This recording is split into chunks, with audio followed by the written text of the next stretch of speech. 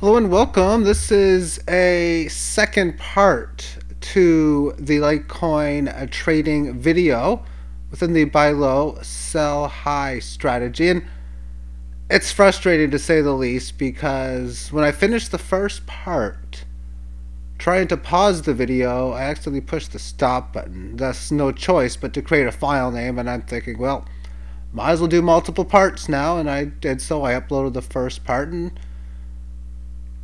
then things got much more frustrating thereafter that. Started to create a second part.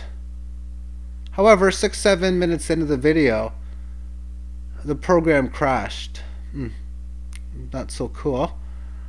However, not too much great stuff was shown in there, and what I was waiting for was yet to happen, so no big deal. I could just update what happened and start a new video, which I did. Now the whole purpose on here is to go back through all of these days, but this day here in particular. Oh, this finish off of this day. Oh, that was fun, this sell in here. I did that. And then I did this day. I concluded the video only to get this mistake in here come up. This is the screenshot and file creation error, unable to rename a copy audio file. It kind of reset the whole thing, and I think I fixed that problem now. At least my early indications tell me so. The audio on this should be fine, and I should be able to create longer length videos. This was about 20 plus minutes in length, 25 minutes maybe, 20 minutes. And how it ended up working out was this low in here, which was let's find it on here, 0.002.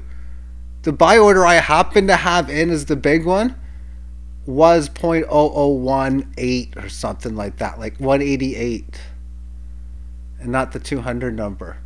So I would have ended up buying at around this 10 number, and again at the 6.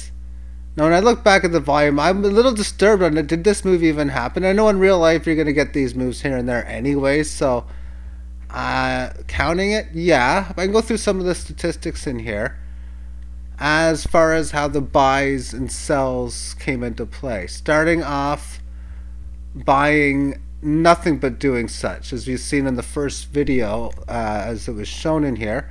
A sale at 1372. Buy back all the way down to 812, and then a bunch of sell orders would come, buy orders back and forth, more buys than sells up until, of course, this sell series would come into place. And at this time, the way it would have worked out for profit, and it would have been profit, that of 1.3 Bitcoin, with the last trade at 1230 and an entry price of 2740. Even if I were not to count the last move that happened, because I don't know if it really did or not.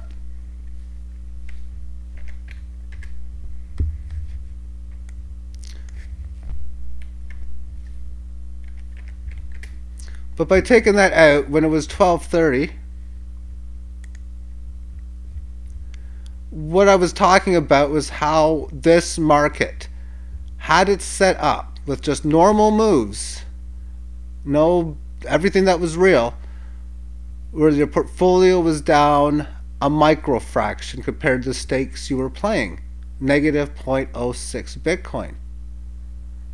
And what I found interesting was this was at the price of 1230, when your entry price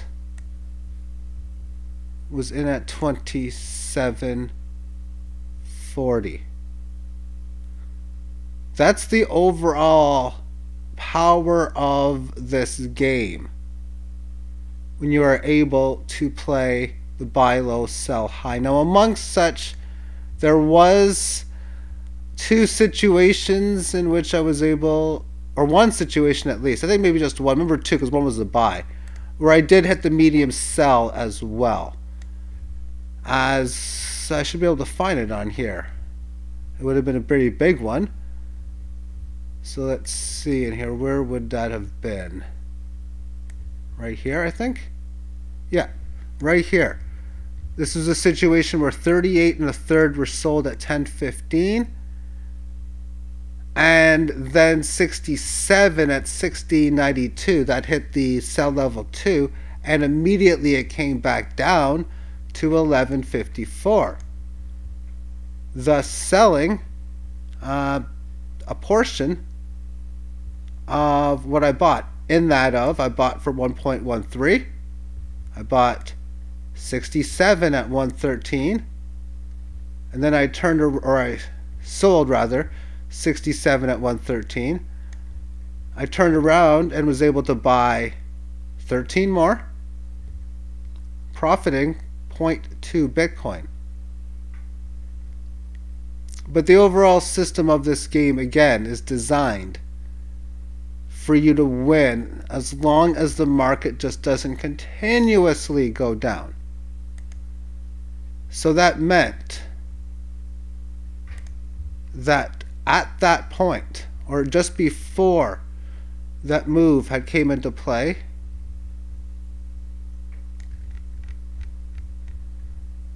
this is what you're trading. Let me just reset the scale so that it looks nice. There we go. That looks even better. That when you're here at this price point and you enter in here, you're even. That's the whole way the game should be played.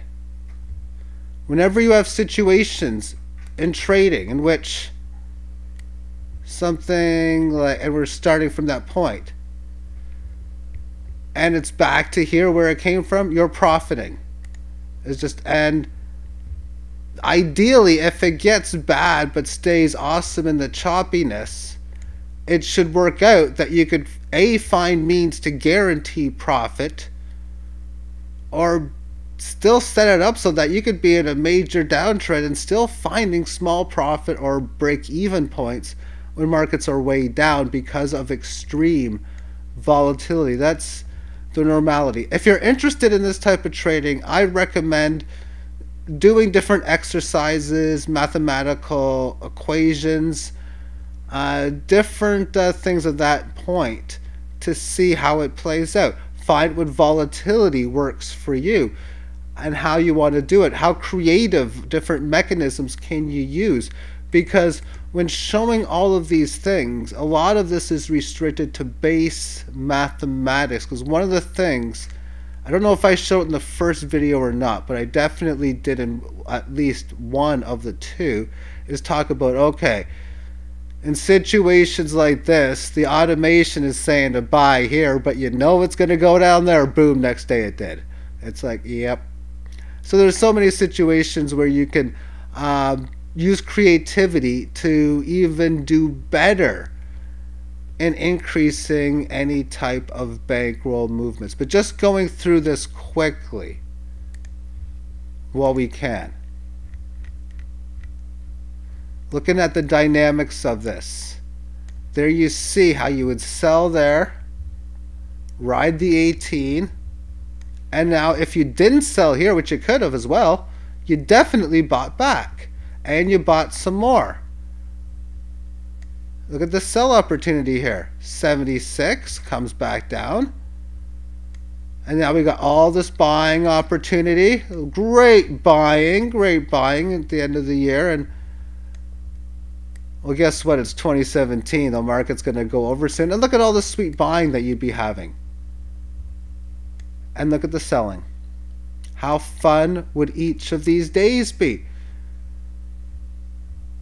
Because even when trading this type of strategy, if something like this were to happen, you want to be ideally set where like, oh, how's your account doing?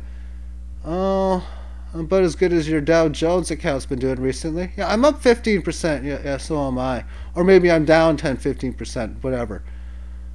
And then, oh, how you doing? Oh, I'm up a lot. Because sell order like crazy. Litecoin value up a lot more. So it's all fun and dandy.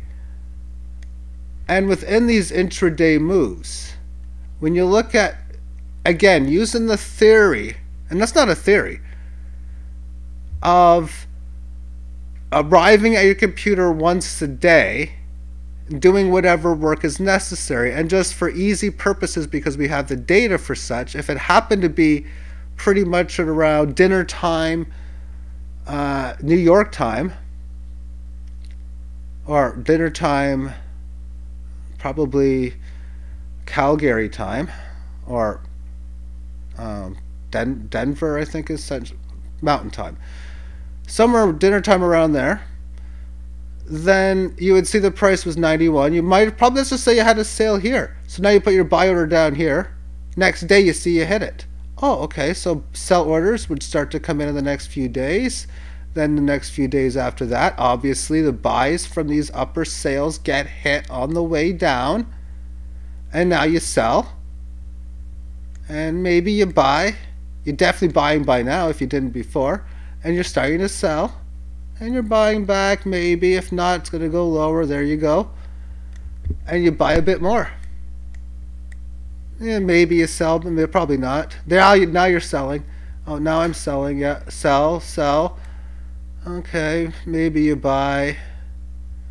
I mean, you could have got that one in. If you did, now you're selling. And even regardless if it goes up, you're selling more. If you bought up here, you're probably buying now. If you sold up here, you're buying, that is. And there's some buys in here. Enter more buys. Enter, I mean, all the buys that happen in here. That's just what you do. And then you're buying a bit more, and well, we'll see if we sell. That's where we are today. So that's the general rule of the basis towards this game. And it is a game. It deals with numbers. It deals with scores. And you could even say it deals with wins or losses when you go on the attribute of plus or negative as far as portfolio is concerned, and even expected portfolio return for that matter. But it is a relatively basic system that can profit in itself. Throwing in more advanced logic, well, that would do wonders as well. So then I'm going to conclude this. Again, I was going to do a lot more to it, and it was fun. And see, I thought, you know what, I could just do a computer program for this. But I realized that how long would it take me to make the program? It's going to take a decent amount of time. First, you got to do like a flow chart. It's really just writing down what you're going to have to calculate, what different variables you're going to have to use, what you're going to have to do for each step, and just different things that are going to have to be programmed in it. And then you have to program it.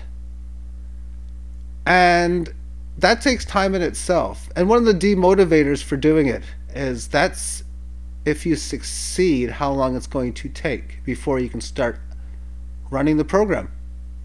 Sometimes the program doesn't succeed at all, and whatever time you use, which would be about the same, just doesn't let you get the results you were looking for.